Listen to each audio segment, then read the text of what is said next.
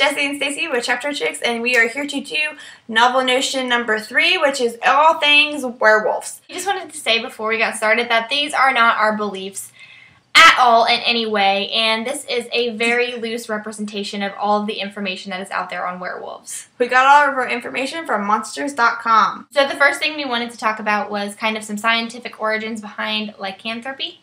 There is a form of dementia called clinical lycanthropy, and it's basically where you are convinced that you are a werewolf, and it's actually a disease that people still suffer from today. There is also another very scientific way that people could have been werewolves, and it is called hypertrichosis, and it is an actual disease where your whole body is actually covered in hair, and there are still cases of this today, but the whole coming out at night thing came from because people were so embarrassed that they would only come out at night. Okay, so there is a very specific type of poisoning called ergot poisoning, and I don't actually know if it's called ergot or ergo, if the T is silent, but it was a very serious thing that happened. The first case was recorded in 857. Ugh. So it was a very long time ago. It used to be called St. Anthony's Fire.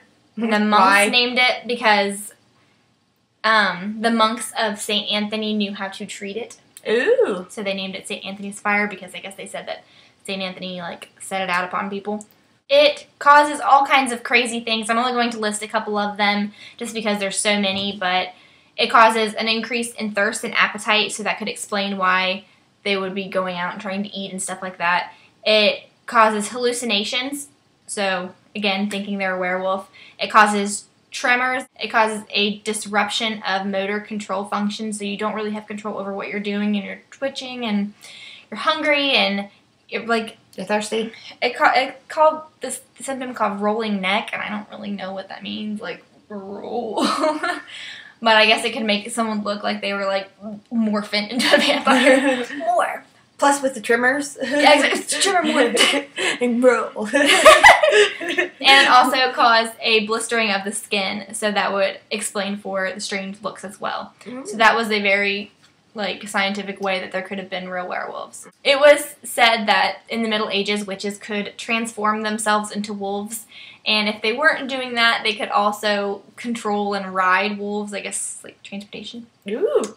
And it was also said that priests could curse someone with lycanthropy for 7 years. People generally believe to become a werewolf you need to be bitten. This is actually a very rare way to become a werewolf. There is 3 main types of werewolf, which is categorized as lycanthropy, which is just a person who can change into a wolf. And there is a legend behind that. That is a Greek mythology legend. Has to do with Zeus. This guy named Arcadian decided to make his son eat human flesh to then try to challenge Zeus. So then some way, shape, or form that he can become a werewolf after that, which is then become lycanthropy. There's also the genuine werewolf, which is the alpha and the beta, and this has to do with werewolf packs. And then there is the actual medical term called theomorphism, which is somebody who exerts animal-like behavior in their diseases. There's other ways to become werewolves. They are called skinwalkers, and this is mainly in the American southwest portion of the United States. And this is the Navajo and the Hopi people, and they believe that a very powerful, dangerous witch who had the pelt of an animal, whether it be a werewolf or any other animal, could then put this pelt on and become that animal. Also, if somebody from a person who had the ability to become a skinwalker, if they killed one of their family members, siblings, cousins, parents, then they could become a skinwalker to where they can transform into any person that they wanted to. I think that's from True Blood. I said that was from True Blood. I love True Blood. When it comes to the werewolf packs, the alpha and the beta, the alpha had the true bloodline, and the only way another werewolf could become a human and be able to be in that werewolf form was to be bitten by the alpha male. So that's how it worked, and so somebody had to be infected with the alpha male's blood to be able to carry on that tradition. And this one actually comes from Twilight a little bit.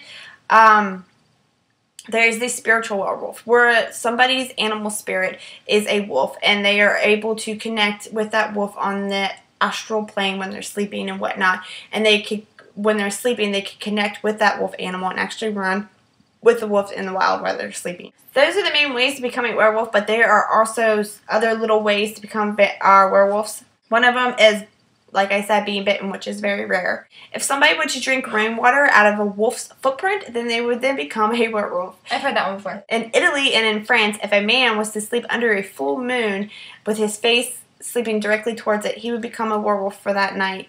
Also, the seventh child in a family would also become a werewolf. Hey, that was like that in Vampires. I know. Another major way to become a werewolf was by a wolf strap, and this was given to you by the devil himself. You asked the devil for this wolf strap so you can then take revenge on somebody that you wanted to, but then you would belong to him. You would be his servant, and you could never get rid of the wolf pelt, and you would have to be a werewolf for the rest of your eternal life. Also, with the wolf belt comes our first documentation with wolves.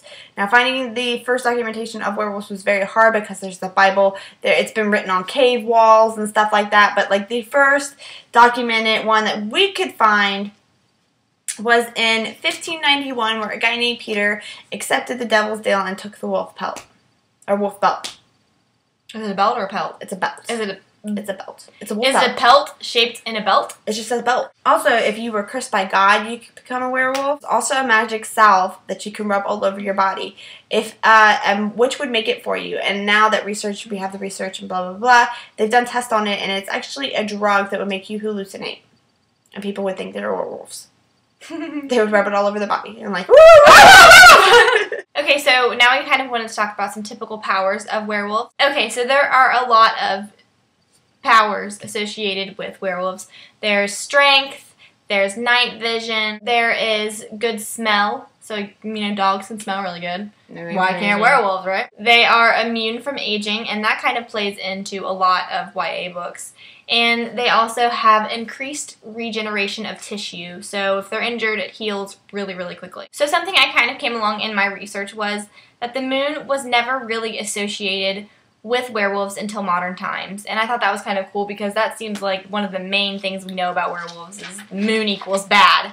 And that was not really... Did you find something in your research that had to do with it? I just said that Italian guy, in Italy, they believed if you slept under a full moon, if a man passed out under a full moon, he became a werewolf for the night. You turn it, like, on the full moon, you turn into a werewolf. Like, that, not, like, just anything to do with cycle. The moon. Yeah. That's true. Yeah, that's a more modern thing. Ooh. So is the bitten thing. And I thought that this was kind of silly, but I guess it would be kind of important if you were in that time. There are many different ways to recognize a werewolf. The physical signs would be hairy palms. So if you were particularly hairy, you were in trouble. Another thing, a unibrow.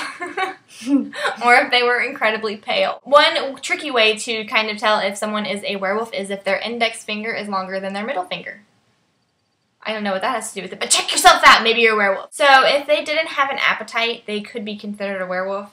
Which, I mean, that seems kind of strange to me. If you're not hungry, I guess it's because they thought that you, like, because people didn't have a lot of the night food before on people. It's because people didn't eat a lot of food back then. So they didn't have a lot of food back then. So if somebody wasn't eating when it was time to eat, then it would be like you're crazy. And then they also had, if they were wearing the pentagram, which is also known as the devil's sign, I guess. Okay, so there are several ways to kill a werewolf, but most of them involve some sort of metal or some sort of herb. Silver bullets did not actually begin until the 18th century. They began with a werewolf known as the Beast of Javadan. And then some other ways to kill a werewolf were mercury bullets, rye, I guess rye bread, mistletoe was a big one. So, no kissing. Mountain ash, which is something that is used in Teen Wolf on MTV and other things like that. And then wolfsbane, obviously, is a big one. Okay, so in medieval Europe, there were 3 ways to cure a werewolf. You could cure them medicinally with wolfsbane, you could have an exorcism, or you could surgically remove something. I don't know. You could surgically not be a werewolf anymore. If you struck a werewolf with iron, you could cure it. That's what I mean. Slap him with iron. That'd just be fun. Sorry, honey, I thought you were a werewolf. There are several weird ways you can cure a werewolf. One of them is to call the werewolf by its Christian name 3 times. You could salute it with a cross. I don't know if it actually means salute or not. You could. Hey. Hey, You're not a werewolf anymore. anymore. Hey, You're not a werewolf anymore. anymore. And one of the common ways, and ways that are still very popular today, is to kill the alpha who bit the wolf. Okay, like in the vampire video, we went through the different cultures, so we're just going to run through a couple of those real quick and just give a very brief what they believed in. So starting with America. America believed in basically the skinwalker legends, but they believed the skinwalkers were mostly coyotes. And they also believed in the Wendigos, which is a person who could turn into any non-human form. And France is probably my favorite one. It's the funniest. Werewolves were typically women. And if a woman took off every article of clothing, she would then become a werewolf until she put all of her clothing back on. I don't know what they did when they bathed. And women used to have bathing robes, didn't they? Yeah. So a lot of men would play pranks on their wives and women and steal all their clothes, so the woman would then become a werewolf and chase down the man until he gave her clothes back. That's so funny. And in Italy, they believed in the lupa, and the lupa was basically good. They were a good werewolf that people would change into a werewolf to go fight and hunt evil witches down. Polish believed that an evil witch could turn a bride and a groom into a werewolf when they crossed over the threshold of their new home.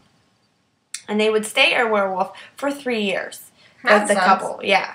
No honeymoon stage for you. So I wonder if that has something to do with carrying the bride over the threshold. Because our American beliefs is the groom carries the bride over the threshold because the devil sends demons to try to trip the bride and harm her.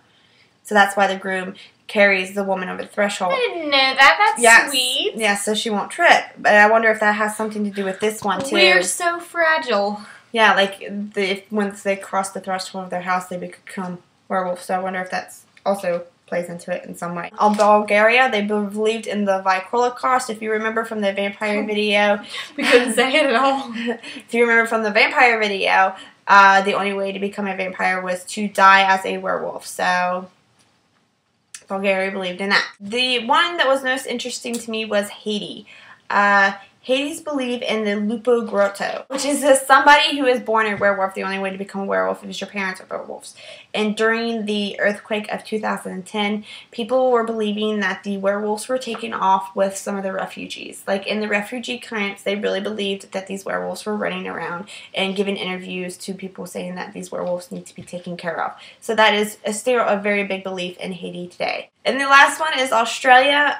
They believed in the devil dog, which was a dog sent by the devil to do harm upon people. But the only way that they could attack people is when they would lay down during a sandstorm. They would then wait for the call of the butcher bird to then attack people. So that's the culture section. Is that it? Yep. Woo! So then to go into the movies and the book section. The first movie we wanted to talk about was An American Werewolf in London. It was the very first werewolf movie ever made, and it was made in 1981.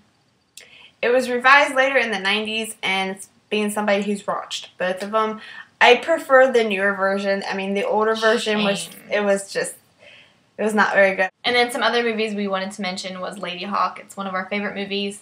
That's more shapeshifter than it is actual werewolf. It's more of a curse. Yes. And then there's Teen Wolf with Michael J. Fox. So those are some of the big werewolf movies. And then a really big werewolf show that I've really kind of gotten into is Teen Wolf, the MTV show. I don't know if you guys have seen that, but it is actually pretty good, even though it looks kind of bad on the previews.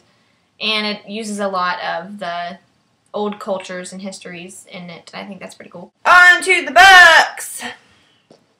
I have not read very many werewolf books. I haven't either. I actually thought that I had read a bunch, but I haven't. I haven't. I don't think I've read one book that's purely based. Oh yeah, I have, but it's a spoiler in the book. So yeah, that's a big problem. Most most vampire books will come out and say this is a book about a vampire, but most werewolf books is like a secret. So we didn't want to pick any of those to show you guys because you may not have read it, and we didn't want to spoil the big secret. Be like, hey, this is a werewolf book, even though it's a spoiler. Yeah, so we picked some ones that are very well known for being werewolf books. One of the first ones we picked is Shiver. Haven't read it. And I haven't read it either. It's by Maggie Stiefvater. I've heard good things about it. I've heard mixed things about it. I've heard mixed things about it. That's why I haven't picked it up. But the writing's blue. That encourages you to read it or anything. It does me. Look at the blue font. And I think in the second one, Linger, The font is purple or something like that. And then another big shifter book that I read, but I didn't enjoy as much as most people enjoyed, was Mistwood by Leah Sipes. I have not read that one either. It keeps like blinding them, like blind! And obviously New Moon and Eclipse and everything by Stephanie Meyer. We've got to say it because if we don't say it, everyone's going to be like, you forgot Twilight! We did not forget Twilight. As if anyone could forget Twilight. So, yes. So, that is Werewolf novel notion number 3. Yay! Woo, woo, woo! Please feel free to do any of your own research on werewolves and post it in the comments or a video response. We hope you guys like these because we actually put a lot of work into the research and the planning in these videos, even though it doesn't come across like we do. we try to make the videos informative, and but also short because we know that you guys don't want to watch a 2-hour lecture about werewolves. But we actually probably have enough research to fill 2 hours worth. We just picked the most interesting. This novel notion was for you, and we hope you guys liked it. Bye.